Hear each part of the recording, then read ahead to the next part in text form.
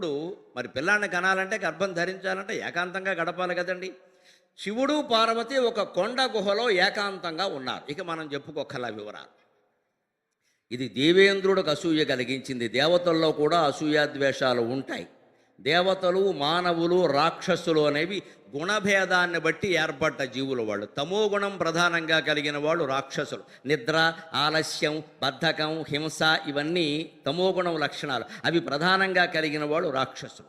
రజోగుణం ప్రధానంగా కలిగిన వాళ్ళు మానవులు. అంటే పోటీ పడ్డం, పంతాలు, పట్టింపులు, కక్షలు, కార్పణ్యాలు, ఇదే రజోగుణం. ఈ రజోగుణం మనకి ఎంతసేపు మన గురించి ఆలోచన కాదు. వాళ్ళ కారు ఉంది, నాకు లేదు. వాళ్ళ పిల్లాడు ఫస్ట్ వచ్చాడు, మా పిల్లాడు ఫస్ట్ రాలా. వాళ్ళ అమ్మాయికి మంచి సంబంధం వచ్చింది, మా అమ్మాయికి మంచి సంబంధం రాలా. అంటే వాళ్ళ అమ్మాయికి అంత గొప్ప సంబంధం రాకపోతే మనకేం గొడవ లేదు. వాళ్ళు కారు కొనకపోతే మనకు కారు అక్కల. మనకు కారు ఎందుకు కావాలంటే మన అవసరం గురించి కాదు, వాళ్ళకు ఉంది కాబట్టి మనకు కావాలి. ఇది మానవుల లక్షణం అండి. దీన్ని రజోగుణం అంటారు. ఈ రజోగుణం ప్రధానంగా కలిగిన వాళ్ళు మానవులు. దేవతలు అలా కాదు, సత్వగుణం ప్రధానంగా ఉంటారు. వాళ్ళు శాంతంగా ఉంటారు. ఈ కోరికలన్నీ వాళ్ళకు ఉండవు. ఉన్నదాంతోనే సంతృప్తిగా ఉంటారు. మనం ఆ దైవత్వాన్ని పొందాలి, సత్వగుణాన్ని సాధించాలి.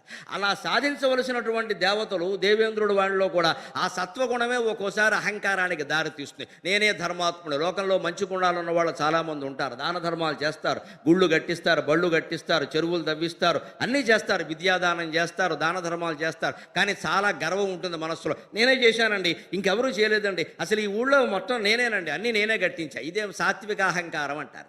ఇది కూడా ఉంటుంది. దేవేంద్రుడికి అహంకారం ఉంది, నేను దేవతలకు అధిపతిని. అందుకని ఆయన ఏం చేశాడు, ఒక ఆలోచన వచ్చింది. అమ్మో, మామూలు రాక్షసులనే ఎదుర్కోవడం కష్టంగా ఉంది. శివపార్వతులకు స్వయంగా కుమారుడు కలిగితే, ఆ బీజం పార్వతీదేవి గర్భంలో 9 నెలలు పెరిగితే, ఆ శిశువు బయటకు వస్తే నేను తట్టుకోగలనా? నా స్వర్గపీఠాన్ని వాడు అపహరించడా? అనుమానం ఏదైనా ఉందా? అందుకని ఈవిడ గర్భం ధరించకుండా చెయ్యాలి. పాపమైనా సరే, పుణ్యమైనా సరే నాకు అనవసరం అని దేవతలను తీసుకుని వెళ్ళి వీళ్ళు ఏకాంతంగా గడుపుతున్న మందిరం దగ్గరికి వెళ్ళి బయట కూర్చుని డమడమ డమడమ డమడమ పెద్ద ఆర్తనాదాలు, రక్షించండి, రక్షించండి, రక్షించండి, శంభో శంకర, శంభో శంకర, బాహిమాం, బాహిమాం, బాహిమాం అని అరిచాడు. పరమేశ్వరుడు భక్తత్రాణపరాయణుడు. ఆయనకి సొంత భోగాల కంటే భక్తుల్ని కాపాడటమే చాలా ముఖ్యం. అందుకని వెంటనే ఏం ఆలోచించకుండా పార్వతిని విడిచి బయటకు వచ్చేసాడు. అమ్మవారి కోరిక నెరవేరలేదమ్మా, లెక్కే బయటకు వచ్చేసాడు. వెంటనే వెళ్ళిపోయాడు. వాళ్ళు ఏమన్నారు, గజాసురుడు విజృంభించాడండి, వాడు ఆత్మలింగాన్ని మనస్సులో హృదయంలో పెట్టేసుకున్నాడు, వాడిని ఏదో రకంగా సంహరించకపోతే లోకాలు తలలెళ్ళిపోతున్నాయి. అంత తీవ్రమైన బాధ గజాసురుడు పెట్టలేదు. పురాణాలు చదువుకుంటే తెలుస్తుంది. వాడు హిరణ్యకశ్యపుడు లాంటి వాడు కాదు, రావణాసురుడు లాంటి వాడు కాదు. గజాసురుడు గొప్ప భక్తుడు నిజానికి. కాకపోతే ఏమిటంటే భక్తిలో కూడా ఓ స్వార్థం ఉంటుంది. నా సొంతం, నా సొంతం, నా సొంతం అంటాడు. ఒక్కొక్క ఆయన గుళ్ళో ఫ్యాన్ దానం ఇస్తాడట. ఇచ్చి ఏం చేస్తారంటే ఆ రెక్కల మీద పేరు రాయమన్నట్టు రాస్తారు. సహజంగా పేరు రాస్తారు. రాసినప్పుడు ఆయన ఏమనుకున్నాడు, ఆయన వచ్చి కూర్చున్నాడు, ఫ్యాన్ తిరుగుతుంటే పేరు కనపట్ల. అందుకని వెంటనే ఆయన అన్నట్ట, నా పేరు ఎక్కడ కనపట్లేదు, ఈ ఫ్యాన్ ఆన్ చేయకండి అన్నట్ట. మరి ఇంకెందుకు ఆన్ చేయని దానికి ఫ్యాన్ ఎందుకు? అంతే లెక్క. ఇదే సాత్విక అహంకారం. అంటే నువ్వు ఫ్యాన్ ఇచ్చింది నలుగురు ఉపయోగపడాలన్నా, నీ పేరు కనపడాలన్నా, ఆయనకు మనస్సులో కాంక్ష అంటే పేరు కనపడాలి. ఈ ఫ్యాన్ తిరుగుతుంటే నా పేరు కనపట్లేదు కాబట్టి హాల్లో ఫ్యాన్లు అవి ఆన్ చేయడానికి వీలు లేదన్నాడు. మరి ఇంక ఇచ్చింది ఎందుకు? కొంతమంది దానాలు అలాగే ఉంటాయి. గజాసురుడిది ఆ రకమైన అహంకారం. శివుడు నా సొంతం, శివుడు నా గుండెల్లో ఉన్నాడు, ఎక్కడికి వెళ్ళడానికి వీల్లేదు, పార్వతీదేవికి కూడా దక్కడానికి వీల్లేదు, నాకే. ఇది మాత్రం అహంకారం కాదా? అంతే. అంచేత వాడిని వేసేయాలి, లేకపోతే శివుడు దొరకడు.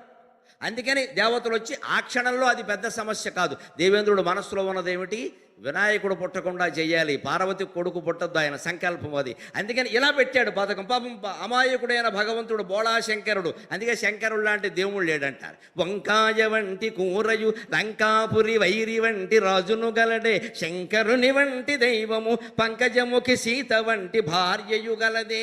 రాముడు లాంటి రాజు లేట, సీత లాంటి భార్య లేదుట, శంకరుడు లాంటి దేవుడు లేట. ఇంకా కాస్త తపస్సు చేయకుండానే వచ్చేస్తాడు మహానుభావుడు. కష్టపడకరా అబ్బాయి, ఇచ్చేస్తానని. విష్ణుమూర్తి అలా రాడు, వచ్చినా వరాలు ఇవ్వడు. ఒకవేళ ఇచ్చినా అది వరమో శాపమో తెలియదు. Most diplomatic God. రాజకీయం బాగా తెలిసినటువంటి దేవుడు ఎవరన్నా ఉంటే ఆయన విష్ణుమూర్తి. ఏమాత్రమో రాజకీయం తెలియని అమాయక మహాత్మా గాంధీ ఎవరన్నా ఉంటే ఆయన శివుడు, బోళాశంకరుడు అంటారు. ఎందుకు అడిగాడో, వాడు ఏం చేస్తాడో కూడా తెలియదు, అడిగాడని ఇచ్చేస్తాడంతే. ఈ తేడాలు ఉంటాయి తేడాలు. పైగా దానికి కారణం కూడా ఉంది. శివుడు సంహారకర్త, మొత్తం సృష్టి కంపెనీ మూసేసేవాడు. ఆయనకి బాధ్యత ఏమి ఉండదు, మూసేస్తాడు. ఎప్పుడంటే అప్పుడే మూసేస్తాడు. విష్ణుమూర్తి అలా కాదండి, 14 లోకాలు పరిపాలించాలి. పరిపాలనా బాధ్యతలో ఉండేవాళ్ళు మానవులైనా ఎవరైనా కాస్త లౌక్యంగా వ్యవహరించకపోతే పనులు చేయలేరు. బోళాశంకరుల్లో ఉంటే మొత్తం ఆస్తి అంతా వెళ్ళిపోతుంది అక్కడి నుంచి. కాస్త లౌక్యంగా చేస్తాం చేస్తాం చేస్తామని చెప్పాలి, చేసినట్టు నటించాలి, చేయకూడదు. చేయడం మొదలు పెడితే అన్ని ఇంకా అడుగుతారు, ఇంకా ఎక్కువ అడుగుతారు. అందుకని కాస్త ఉండాలి. ఆ మాత్రం రాజకీయం తెలిసిన వాడు దేవుడానికి తప్పదు. ఎందుకంటే 14 లోకాలు పరిపాలించాలి. ఓ మామూలు రాష్ట్రాన్నో దేశాన్నో పరిపాలించేవాడికే బోర్డు లౌక్యం ఉంటుంటే 14 లోకాలు పరిపాలించేవాడికి ఎంత ఉండాలి? అంతే. మొత్తం హిందూ దేవుళ్ళలో మోస్ట్ డిప్లొమాటిక్ గాడ్ ఎవరాయి అంటే విష్ణు. మోస్ట్ ఇన్నోసెంట్ గాడ్, అమాయకుడు ఎవరాయి అంటే బోళాశంకరుడు, శివుడు. అందుకని తెలుగు కవి ఎవరో రాశారు, రాముడు లాంటి రాజు లేడు, సీత లాంటి భార్య లేదు, శంకరుడు లాంటి దేవుడు లేడని పనిలో పని వంకాయ లాంటి కూర లేదని కూడా చెప్పాను. ఎందుకంటే వంకాయ కూరని 32 రకాలుగా వండుతారండి. చాలామందికి తెలియదు. ఇప్పుడు ఒక రకంగా వండడమే కష్టంగా ఉంది. గుత్తి వంకాయ కూర అని వండుతున్నారు, నా నెత్తి వంకాయలా ఉంటుంది. వనడం సరిగ్గా చేత కాకపోతే అలాగే. కానీ ప్రథమ ప్రపంచ తెలుగు మహాసభలు జరిగినప్పుడు జరగం వెంకటరావు గారు ముఖ్యమంత్రిగా ఉన్నప్పుడు మొట్టమొదటి తెలుగు మహాసభలు హైదరాబాదులో జరిగితే అప్పుడు ఒక ఆవిడ వంకాయ కూర వండే విధానం అని ఒక వ్యాసం రాసిందంటే 32 రకాలు రాసిందండి. 32 రకాలు, అన్ని రకాలు ఉన్నాయి మనకి లెక్క. అందుకే అంత ప్రజ్ఞ ఉంది వంటలో కూడా. అందుకని వంకాయ లాంటి కూర లేదు, శంకరుడు లాంటి దేవుడు లేడు. అందుకని శంకరుడు బయటకు వచ్చేసాడు, పదండి వెళ్ళిపోతా ఉన్నాడు. పార్వతీదేవికి తన కోరిక తీరలేదు కదండి, గర్భం ధరించాలి, పిల్లాడిని కనాలి, మమకారం అమ్మ. ఆ మమకారంతో ఆవిడ స్నానాల గదిలో ఉండి బాధపడింది, మామూలు స్త్రీలాగే. ఏమి దేవతలు అంటారు, అందరూ నన్ను గుళ్ళల్లో పెట్టి పూజ చేస్తారు, నాకు కొడుకునికనే యోగం లేదు, ఏమి దైవత్వం ఇది అని పాపం మనస్సులో ఆవిడ కూడా మానవ స్త్రీలా మమకారానికి లోనే ఆలోచించి ఆ మమకారంతోనే ఆ నలుగు పిండిని ఇలా నలిపిందమ్మా. అప్పుడు ఏమైంది, చేత్తో మీరు ఏదైనా వంట చేసినప్పుడు, పదార్థాలు చేసినప్పుడు మీరు ప్రేమతో చేస్తే ఆ ప్రేమ కూడా పదార్థంలో గడుతుంది ఖచ్చితంగా. అందుకే గుత్తి వంకాయ కూర మీద ఓ పాట ఉంది తెలుగులో మనకి. గుత్తి వంకాయ కూరోయ్ బావా కూరి వండి నానోయ్ బావా, కూరలో నావల పంత కూరి వండి నానోయ్ బావా, గుత్తి వంకాయ కూరోయ్ బావా కూరి వండి నానోయ్ బావా, కూరలో నావల పంత కూరి వండి నానోయ్ బావా, గుత్తి వంకాయ కూరోయ్ బావా కూరి వండి నానోయ్ బావా అని ఒక మేనత్త కూతురును చేసుకుంటే ఇదో పుణ్యం భారతదేశంలో. అందుకని ఎంతైనా మేనమావ కూతురు కాబట్టి బావా అని భర్త కోసం కూర చేసి అందులో ఏం చెబుతుందో, గుత్తి వంకాయ కూర వండాను, నా వలపంతా కూరి వండాను అంటుంది ఆవిడ. నా ప్రేమ అంతా ఇందులో కూరి వండానయ్యా. నిజంగా ప్రేమతో గనక పదార్థాన్ని తయారు చేస్తే మన ప్రేమ మన మమకారం అందులో చేరుతుందమ్మా ఖచ్చితంగా. అందుకని అమ్మవారి సంకల్పంలో ఏముందండి, మమకారం ఉంది. కథను జాగ్రత్తగా అర్థం చేసుకుందాం, బ్రహ్మాండంగా ఉంటుంది వినాయకుడి యొక్క ఆవిర్భావం. మమకారం ఉంది. మొత్తం అన్ని జీవుల్లోనూ బాగా ఎక్కువ మమకారం కలిగిన జీవి ఎవరో తెలుసా? ఏనుగండి. మనిషి కాదు, సింహం కాదు, పులి కాదు, ఏ జంతువు కాదు, ఏనుక్కి మమకారం ఎక్కువ.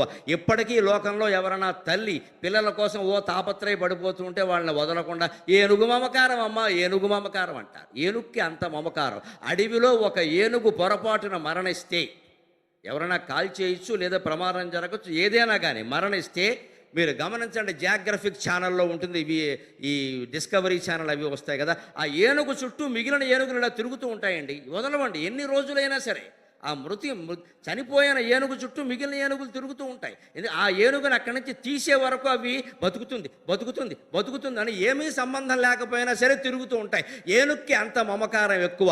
అమ్మవారి నలుగుపిండి సంకల్పంలో మమకారం ఉంది కాబట్టి మమకారానికి మూలమైన శిరస్సే వినాయకుడికి రావాలి. మానవ శిరస్సు పనికిరాదు, దైవ శిరస్సు పనికిరాదు. ఇది అమ్మవారి సంకల్పం. ఆవిడ సంకల్పం వృధా అవుతుందా? అందుకే కథ ఎలా జరిగింది, ఈవిడ బొమ్మ చేసింది, ఆవిడకి ప్రాణం పోసింది. దేవతలు అనుకుంటే అయిపోతుంది, ఈవిడ నా కొడుకుని నేనే సృష్టించా. కానీ ఆవిడ కోరిక తీరాల, గర్భం ధరించలేదు, 9 నెలలు మొయ్యలేదు, సెలవివ్వలేదు ప్రభుత్వం వారు, ఏం కాల, కొడుకును మాత్రం కంది. కానీ ఆ చేసింది, ఆ బొమ్మను అక్కడ పెట్టింది. అందుకని సంకల్పంలో ఏముంది, మమకారపరమైన ఏనుగు శిరస్సు రావాలి అనుకోకుండా చేసిన సంకల్పం అది. ఆ బొమ్మను అక్కడ పెట్టింది, ప్రాణం పోసింది, ఆయన ఉన్నాడు. శివుడు వచ్చాడు, గమనించాడు, ఓ మొత్తం మీద మానలేదు ఈవిడ పని. గర్భం ధరించక తప్పదు, 10 నెలలు పుట్టింటికి పంపక తప్పదు అనుకున్నాను, కానీ అదేదో తప్పిందంటే మొత్తం మీద శిశువుని తయారు చేసేసింది ఈవిడ, ఇది తప్పదన్నమాట అని అనుకుని అప్పుడు ఖచ్చితంగా అక్కడికి రాగానే ఆయన ఏదో మామూలుగానే అడ్డు చెబుతాడు. సహజంగా చెప్పినా చెప్పకపోయినా వెంటనే శివుడు ఆ శిరస్సుని ఖండించాడు. కారణం నిర్మమ మమతాహంత్రి. శరీరం మీద మనకి మమకారం ఉండబట్టే శరీరం కోసం, దీంతో అనుబంధం ఉన్న భార్య కోసం లేదా భర్త కోసం, దీంతో అనుబంధం వల్ల పుట్టిన పిల్లల కోసం, వాళ్ళకేవో పదవులో పీఠాలో ఆస్తులో ఏవో అప్పగించడం కోసం ఇంత తాపత్రయపడిపోతున్నాం. ఈ శరీరం మీద మమకారం పోవాలి అంటే శరీరంలో ఉన్న ప్రధానమైన అంగం శిరస్సు, ఉత్తమాంగం అంటారు. ఆ శిరస్సు తీసేస్తేనే మమకారం పోతుంది ఖచ్చితంగా. అందుకని ఆ శిరస్సు తీసేశాడు. గజాసురుణ్ణి ఎలాగో అప్పటికే సంహరించాడు కాబట్టి ఆ శిరస్సు పట్టుకొచ్చి ఇక్కడ ఏర్పాటు చేశాడు. మమకారపూర్వకమైన ఆకారాన్ని అమ్మవారి సంకల్పం ప్రకారమే గణాధిపతి ధరించాడు. అది గణపతి ఆవిర్భావంలో ఉండేటువంటి విశేషం. దాన్ని బట్టి మనం గ్రహించవలసింది ఏమిటంటే దేవతలు కూడా మమకారానికి లోనైతే దెబ్బతింటున్నారు. పార్వతీదేవి కూడా మమకారం వల్ల ఇబ్బంది పడింది, కన్న కొడుకు శిరస్సు తీసేయించుకోవలసి వచ్చింది. మమకారం లేకుండా పరమేశ్వరుడు ఖండించవలసి వచ్చింది. అందుకని మనం ఏం చేయాలి? అహంకారాన్ని మమకారాన్ని తగ్గించుకోవాలి. ఇంకా దీన్ని పెంచుకోవడానికి మనం దేవుణ్ణి ఉపయోగించుకుంటున్నామంటే మనం బాగుపడకపోగా దేవుణ్ణి కూడా మనం దెబ్బతినడానికే వినియోగించుకుంటున్నాం అనమాట. అంటే దేవుడు నా మార్గానికి మీరు రండి, నా మార్గానికి మీరు రండి అంటే మేము రాం, నీ మార్గానికి మేము రాం, నువ్వే మా మార్గానికి వచ్చేయి, మా కోరికలన్నీ తీరుస్తూ ఉండే. ఇక్కడ మనకి పూజ అంటే కోరికల చిట్ట, డిమాండ్ నోటీస్. దేవుడి దగ్గర డిమాండ్ నోటీస్ పెడతాం. పైగా మనం ప్రచారం చేస్తాం, మేము గుడి చుట్టూ ప్రదక్షిణాలు చేశాం, అందువల్ల మా కోరిక తీరింది అనగానే ఇంకో 10 మంది గుళ్ళోకి వస్తారు. గుళ్ళో వ్యాపారాలు అందుకే జరుగుతాయి ఖచ్చితంగా.